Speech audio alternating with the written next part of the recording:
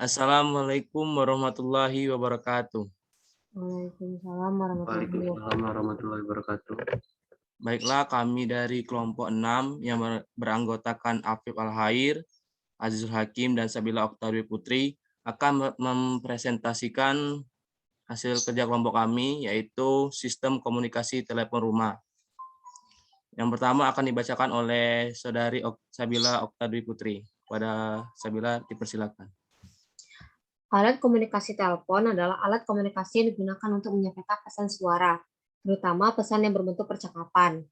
Alat komunikasi ini sangat bermanfaat bagi kehidupan manusia dalam berkomunikasi. Hal ini ditandai begitu pesatnya perkembangan alat telepon dari awal ditemukan hingga sekarang. Faktanya begitu jelas, setiap orang pasti membutuhkan alat ini pada zaman maju sekarang ini guna kebutuhan komunikasi dan informasi. Kebanyakan telepon beroperasi dengan menggunakan transmisi sinyal elektrik dalam jaringan telepon sehingga memungkinkan pengguna telepon untuk berkomunikasi dengan pengguna lainnya. Konsep dasar. Telepon memiliki beberapa bagian utama, diantaranya sebagai berikut. Yang pertama, pengirim.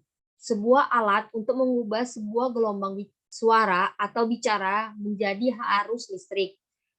Tahu dengan kata lain, pengirim merupakan sebuah transducer yang biasa disebut dengan mikrofon. Mikrofon terdiri dari serbuk arang yang mengisi ruang di antara dua elektroda, getar, dan elektroda tetap. Masing-masing dihubungkan dengan tiap ujung dari sebuah baterai. Sebuah membran getar dilekatkan pada elektroda getar yang digetarkan oleh gelombang suara yang masuk. Jika tidak ada gelombang suara, arus listrik yang melalui serbuk arang besarnya tetap. Sementara jika gelombang suara datang, arus berubah-ubah. Hal ini akan menyebabkan mikrofon mengirimkan arus bolak-balik. Arus ini nantinya diterima oleh penerima melalui sebuah saluran telepon. Yang kedua, penerima. Prinsip penerima telepon merupakan kebalikan dari pengirim. Bekerja sebaliknya dari mikrofon, yaitu mengubah perubahan arus listrik menjadi suara yang dapat didengar oleh telinga manusia. Sebuah kumparan dilekatkan pada setiap elektroda dari sebuah magnet permanen dengan gulungan seri berlawanan. Magnet ini menggerakkan membran getar. Yang ketiga, bel magneto. Sebuah alat yang berbunyi apabila sebuah telepon dipanggil yang berfungsi untuk memberitahukan sebuah panggilan. Bel magnet terdiri dari atas sebuah magnet permanen yang berbentuk U. Satu dari kutubnya dilekatkan pada sepotong besi yang lembek, sedangkan kumparan digulung dari seri yang berlawanan. Yang keempat, kumparan induksi. Sebuah kumparan induksi memisahkan sirkuit pengiriman dari saluran dan arus rata untuk membentuk sebuah sirkuit lokal yang memperbesar tegangan bicara yang dikirim. Yang kelima, magnet. Magnet digunakan untuk membangun arus sinyal bolak-balik ke papan sambung. Bekerjanya hampir sama dengan prinsip generator arus bolak-balik. Arus gelombang sinus dibangkitkan dalam suatu konduktor yang berputar dengan kecepatan yang tetap dalam medan magnet yang sama besarnya. Selanjutnya akan dibacakan oleh Afif.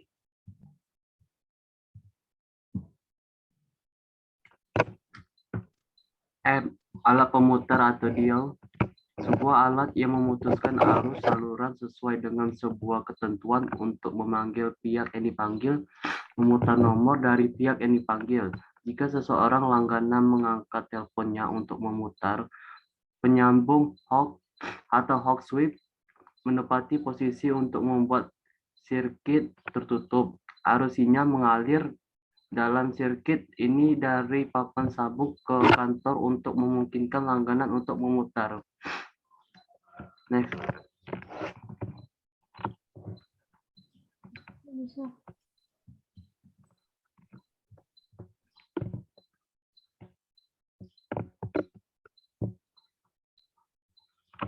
Telepon mempunyai sistem yang dinamakan the local loop atau the subscribe loop, yakni serangkaian perlengkapan yang digunakan untuk menyambungkan layanan telepon rumah maupun komersil pada perusahaan penyedia telepon pusat.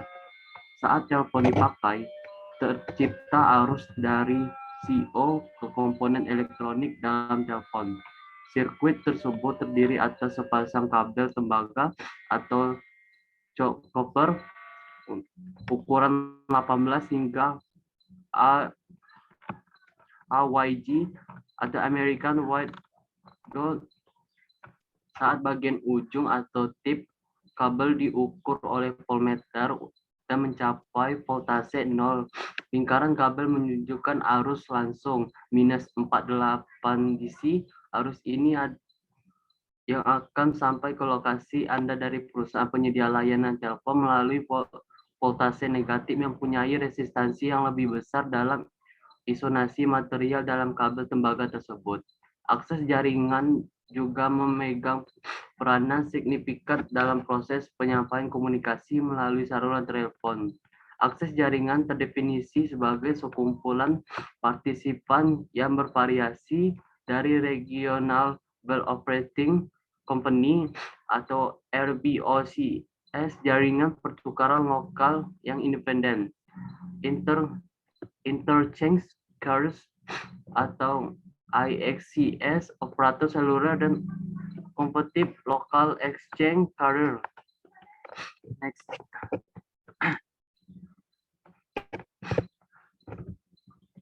Perkembangan telepon merupakan alat komunikasi dua arah, yaitu dapat menerima dan mengirim data atau informasi melalui media transmisi. Telepon diciptakan oleh Alexander Graham Bell pada tahun 1976. Pada tanggal 7 Maret 1876, Bell menerima hak paten atas sistem dan alat telepon ciptaannya itu. Pada tahun 1877, seorang banker bernama Roswell C. Donner membangun jaringan telepon komersil pertama yang menghubungkan rumah dengan kantornya. Pada tahun 1910, cikal bakal telepon seluler muncul. Itu ditemukan oleh Lars Magnus Ericsson. Pada tahun 1960, sebuah perusahaan Finlandia yang bernama Finnish Cable Works yang semula berbisnis di bidang kabel melakukan ekspansi dengan mendirikan perusahaan elektronik yang bernama Nokia. Sebagian handset telepon seluler tahun 1969, sistem telekomunikasi seluler dikomersilkan. Perkembangan Telkom Mobile menjadi pesat dengan didominasi oleh 3 perusahaan besar, yaitu Ericsson, Nokia, dan Motorola. Pada tahun 1970, telekomunikasi seluler semakin sering dibicarakan dan terus mengalami perkembangan. Motorola mengenal telepon genggam 3 tahun kemudian. Dengan semakin berkembangnya zaman, banyak muncul perusahaan yang memproduksi telepon genggam.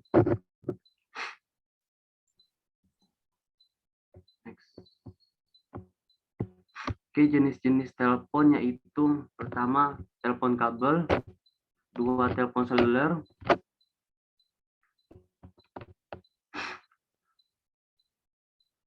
lanjutnya.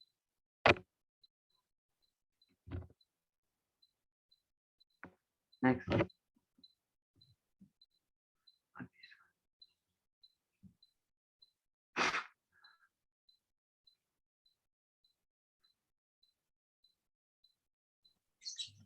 Blok diagram. A. Fungsi bagian-bagian blok diagram sistem telekomunikasi dasar. 1. Sumber informasi dapat berupa teks, voice, audio, video, ataupun data yang akan dikirimkan menuju tujuan. 2. Transducer berfungsi untuk mentransformasikan suatu bentuk energi ke bentuk energi lainnya. Contohnya dari sound atau akustik menjadi elektris. 3. Transmitter berfungsi sebagai pengirim sinyal informasi. Pada bagian ini, output dari transducer akan dikondisikan sebelum ditransmisikan menuju RX. 4. Receiver berfungsi sebagai penerima sinyal informasi. Pada bagian ini, sinyal informasi yang ditransmisikan oleh transmitter akan diterima dan dikondisikan oleh receiver sebelum diubah kembali ke bentuk semula oleh transducer.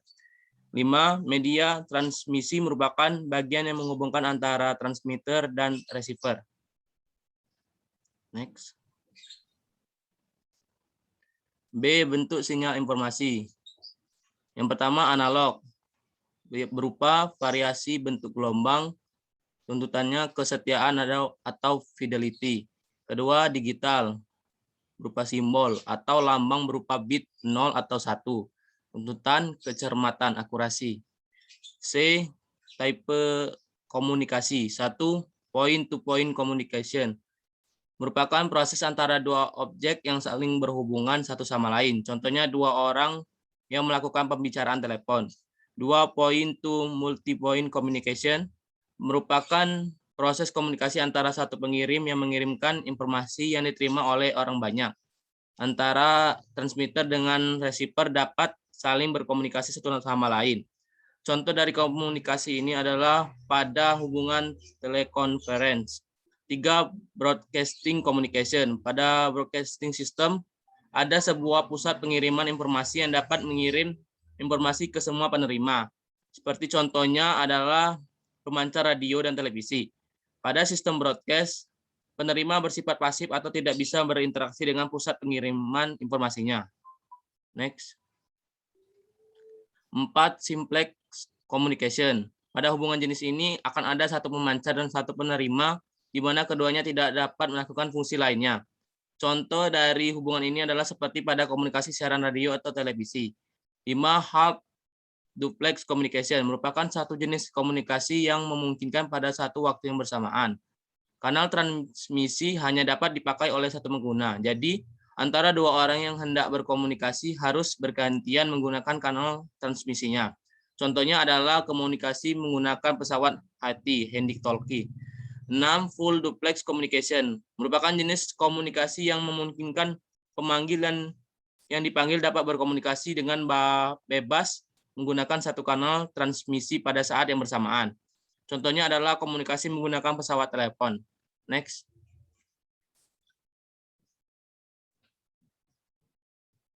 Next. Komponen sistem telekomunikasi. Bagian-bagian telekomunikasi pada umumnya terdiri dari pertama, terminal equipment, kedua, switching equipment, ketiga, transmission line, dan yang terakhir, satu daya. Hubungan antara masing-masing subsistem tersebut dapat digambarkan melalui blok diagram berikut. Next.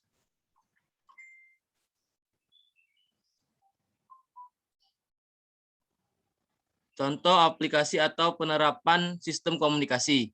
Manfaat dari telepon rumah adalah kita bisa dengan mudah berkomunikasi kepada semua orang dengan membuat panggilan dari rumah atau kantor dan dapat berkomunikasi kepada semua orang. Dan kita menerima panggilan dari telepon rumah, dari kantor maupun dari telepon seluler atau handphone. Telepon rumah tidak hanya bisa membuat panggilan dan menerima telepon saja, bahkan telepon rumah juga bisa dipasang internet, dioperasikan melalui komputer. Saat ini sudah ada telepon rumah yang modern. Telepon rumah modern ini bahkan bisa membuat SMS atau pesan teks. Telepon rumah sudah begitu banyak digunakan oleh semua orang. Begitu mudah kita dapat berkomunikasi kepada semua orang-orang terdekat. Baiklah, itulah penyampaian presentasi dari kelompok kami. Apabila ada pertanyaan, silakan bertanya di kolom komentar. Terima kasih, kami akhiri. Wassalamualaikum warahmatullahi wabarakatuh.